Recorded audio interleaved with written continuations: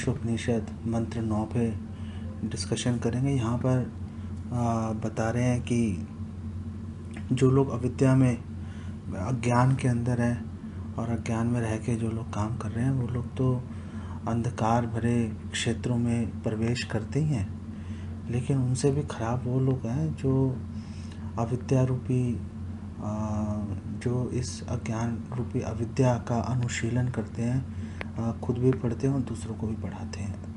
तो यहाँ पर श्रील प्रभुपाद एक्सप्लेन कर रहे हैं कि जो मिसगाइडेड एजुकेशन है, जो एजुकेशन इंद्र तृप्ति की ओर बेसिकली लेकर जा रही है, वो तो अज्ञान से भी अधिक खतरनाक है। अज्ञानी व्यक्ति तो चलो मौका मिलेगा, किसी डिवोटी की एसोसिएशन मिलेगी, सुधर जाएगा, लेकिन जो लोगों को भटका ही रहे हैं जानबूझकर, उनको अविद्या के अंदर, अज्ञान के अंदर डुबो के रख रहे हैं, वो तो बहुत ही एक्चुअल में ख़राब है। और श्रील प्रभुपाद कह रहे हैं इसका सबसे ज्वलंत जो उदाहरण है वो भौतिक शिक्षा प्रणाली है, मॉडर्न एजुकेशन है। और श्रील प्रभुपाद कह रहे हैं देखो मॉडर्न एजुकेशन कितनी विस्तार से फैल गई है, हर गली हर मोहल्ले में स्कूल खुले हुए हैं, लेकिन फिर भी लोग दुखी हैं। क्यों दुखी हैं? क्योंकि आध्यात्मिकता से बिल्कुल भी कनेक्शन कोई नहीं है। तो ये विद्या से बात कर रहे हैं, तो विद्या है क्या? तो ईशोपनिषद मंत्र 1 में बताया, ईशावास्यमिदं सर्वं यत्किंच जगत्यां जगत्। ये विद्या है कि भगवान ही सभी वस्तुओं के, सभी व्यक्तियों के भगवान ही स्वामी हैं। और जो इस बात को भूल जाएगा, इस बात की विस्मृति बेसिकली अविद्या है। तो श्रील प्रभुपाद बेसिकली यहाँ पे कह रहे हैं कि जो कम पढ़े लिखे अनपढ़ जो लोग हैं, वो ये तथाकथित पढ़े लिखे लोगों से, जिनको आध्यात्मिकता की बिल्कुल कोई जानकारी नहीं है, वो ज़्यादा श्रेष्ठ है अनपढ़ लोग। भक्ति विनोद ठाकुर भी कह रहे हैं, जड़ विद्या जत मायार वैभव तुम्हारे भजने बाधा, अनित्य संसार है मोह जन्मिया जीव के करे गाथा। अनित्य संसार में मोह पैदा कर देती है, आसक्ति पैदा कर देती है। इसका मतलब क्या है? इंद्र तृप्ति की ओर लोगों को धकेल देती है। और इंद्र तृप्ति के सबसे जो स्ट्रॉन्ग अनुयायी हैं वो कर्मी हैं।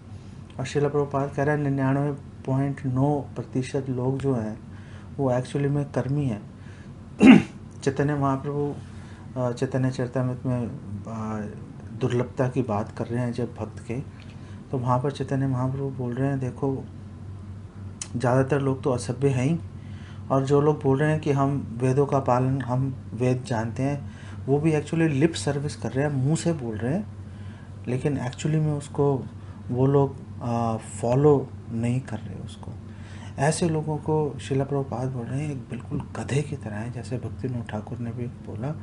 और मूर्खता की बेसिकली पराकाष्ठा है ये लोग, और बिल्कुल एक जैसे गधा थोड़ी सी घास के लिए दिन रात कमर तोड़ मेहनत करता रहता है, यही हाल ये जो अज्ञानी लोगों का है। लेकिन उससे भी ख़राब वो लोग हैं जो कि ये मॉडर्न एजुकेशन सिस्टम के अंदर लगे हुए हैं, और जो लोगों को एजुकेशन के नाम पे भगवान से दूर लेके जा रहे हैं।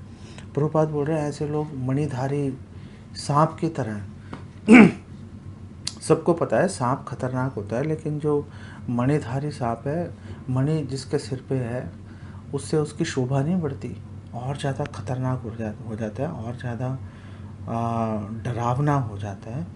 तो जो ये जितने भी ये पढ़े लिखे लोग हैं, तथाकथित प्रोफेसर्स, और इन सब की जो डिग्रियां और इनके जो दुनिया भर के अवार्ड्स इनको मिलते हैं, ये बेसिकली उसी समान है जैसे एक मरे हुए शरीर को सजाया जा रहा है।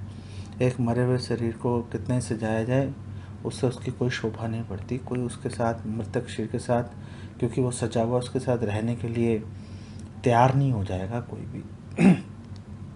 तो श्रील प्रभुपाद बोल रहे हैं कि ये जितने भी मॉडर्न एजुकेशन है, जितने भी कार्य हैं, ये लोग बस इंद्र तृप्ति के पीछे दौड़ रहे हैं, उसी के पीछे पागल हैं। वो इस चीज़ को समझ ही नहीं रहे कि इंद्रियों से ऊपर मन है, मन को इंद्रियों का राजा भी बोला गया है, और मन से ऊपर बुद्धि है, बुद्धि से ऊपर आत्मा है। तो एक्चुअली में अगर हम इस बात को समझें तो हम लोग जो एजुकेशन ले रहे हैं बिल्कुल सबसे घटिया चीज़ के, इंद्रियों की हम तृप्त करने की एजुकेशन ले रहे हैं। जो हाईएस्ट है, सोल, आत्मा, उसकी तो बेसिकली बात ही नहीं कर रहे।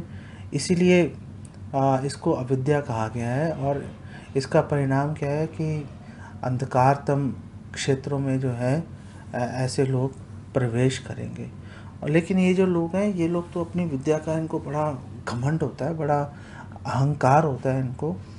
प्रभुपाद बोल रहे हैं ऐसे लोग दो तरह के होते हैं, वेदवाद रत और माया अपहृत ज्ञान। और शिला प्रभुपाद बोलेंगे जो वेदवाद रत होते हैं इनका हालांकि सबको पता है वेदों का लक्ष्य भगवान को जाना है। वेदेश सर्वैरहम एव वेद्यो, वेदों का लक्ष्य भगवान को जानना है, लेकिन ये लोग उसको बिल्कुल नकार के स्वर्गीय सुख के पीछे, इंद्रिय तृप्ति के पीछे दौड़ते रहेंगे। और ये नहीं वो इस बात को समझते हैं कि इस इंद्रिय तृप्ति के चलते ही कि वो अपनी इंद्रियों को तृप्त करना चाहते थे, इसीलिए उनका पतन ही हुआ था। नहीं तो अगर वो इंद्रियों को तृप्त नहीं करना चाहते तो फिर पतन ही क्यों था। तो पहले तो बाल पतन हो गया, जिस कारण से पतन हुआ अभी भी उसी के पीछे दौड़ रहे हैं, और ना केवल खुद दौड़ रहे हैं, दूसरों को भी इसके अंदर वो लगा रहे हैं। तो कैसे लगा रहे हैं लोगों को इसके अंदर, जबकि सारी बातें एकदम क्रिस्टल क्लियर हैं शास्त्रों में। तो शिला प्रभुपाद बोल रहे हैं कि वो शास्त्रों के मिस इंटरप्रेट करते हैं, वेदों और पुराणों को उनके गलत मन गढ़ंत उनके अर्थ निकाल लेते हैं, और गुरु परंपरा की अवहेलना करते हैं। गुरु परंपरा का तो कोई बेसिकली बात ही नहीं करते उसकी, और अपने में से ही किसी एक व्यक्ति को वो बोलते हैं कि ओह ये सबसे श्रेष्ठ विद्वान है, यही हमारा गुरु है, इसी की बात मानेंगे। तो ऐसे लोगों को इनकी यहाँ पे भर्त्सना की गई है, ये जो वेदवाद रहता है। तो फिर विद्या कैसे मिलेगी? विद्या देखो पीछे 2 श्लोकों में लगातार एक ही शब्द आ रहा था, अनुपश्यतः। गुरु परंपरा के माध्यम से विद्या मिलेगी। गुरु परंपरा का पालन करेंगे तो सही विद्या को प्राप्त कर पाएंगे। फिर शिला प्रभुपाद बात कर रहे हैं माया अपहृत ज्ञाना। और प्रभुपाद बोल रहे हैं ऐसे लोग जो होते हैं वो अपने आप को ही भगवान घोषित कर देते हैं, हम भगवान हैं। तो हम भगवान है का क्या मतलब है? किसी और भगवान की पूजा करने की अब आवश्यकता नहीं है। प्रभुपाद कह रहे हैं ये लोग इतने मूर्ख हैं कि अपनी मूर्खता को भी नहीं समझ पा रहे। मतलब जैसे जिस डाली पर बैठे हैं, जिस शाखा पर बैठे हैं, उसी को काट रहे हैं। इतने बड़े मूर्ख हैं, वो इस बात को रियलाइज़ नहीं कर पाते, समझ नहीं पाते कि भाई अगर वो भगवान है तो फिर वो माया के अधीन कैसे हो गए। अगर भगवान माया के अधीन हो गए तो इसका मतलब माया ज़्यादा स्ट्रांग हो गई।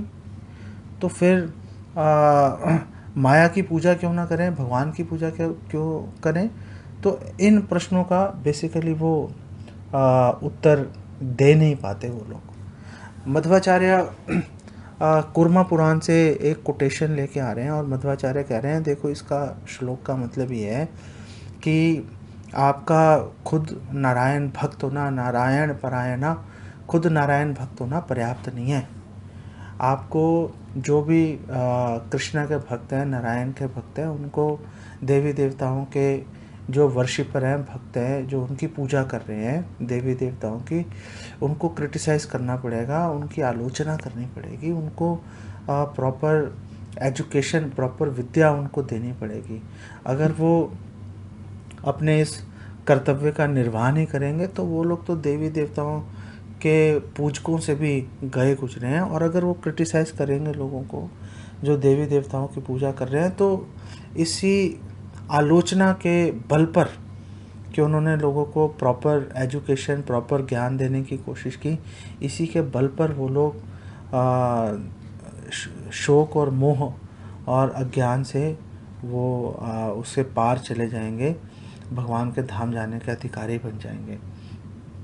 वेदांत देशिक, बलदेव विद्याभूषण और भक्ति विनोद ठाकुर एक ही बात बोल रहे हैं, और वो बोल रहे हैं देखो, जो लोग कर्म कर रहे हैं बिना ज्ञान के वो तो चलो खराब है, लेकिन जो लोग ज्ञान के पीछे लगे हुए हैं बिना कर्म के, वो लोग तो और भी ज़्यादा खराब है।